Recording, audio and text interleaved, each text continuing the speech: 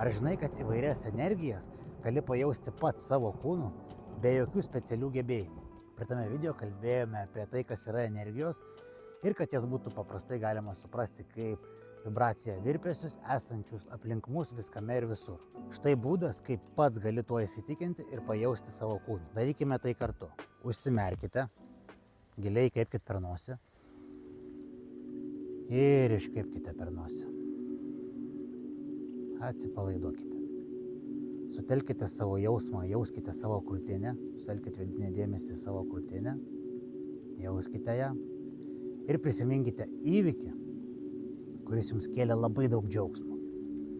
Galbūt buvo tai įvykis, kai gimė jūsų vaikai, gal pasiekėt kokį nors tikslą, kuris jūs labai nudžiugino, labai laukėtės ir daug dirbote. Galbūt tai buvo tiesiog nuostabi diena. Prisiminkite tai. Ir jauskite, kaip tai jaučiasi jūsų krūtinėje. Gerai. Dabar prisiminkite, jausdami krūtinę, įvykį, kuris jūs labai išgąsdino, kuriame jautėtės galbūt bejėgės, visiškai išsigandęs. Gal tai buvo diena, kai jūs ėjot į egzaminą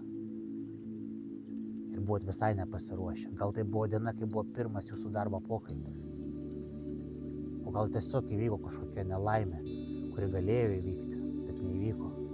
Prisiminkite tą baimę ir jauskite ją savo kūnu. Gerai.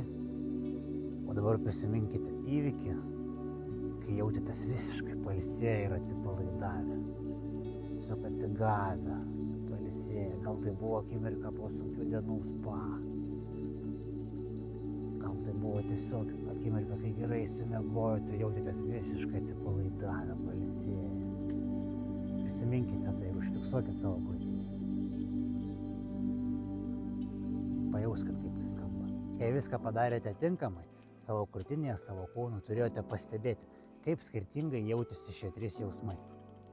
Tai ir buvo tikras energijos pajautimas savo jausmų, savo emocijų. Pasidalink po šio video, ką pavyko pajausti, kokia tavo patirtis, ar tau tai patiko, ką tau tai sukėlė. Lauksiu tavo komentarų.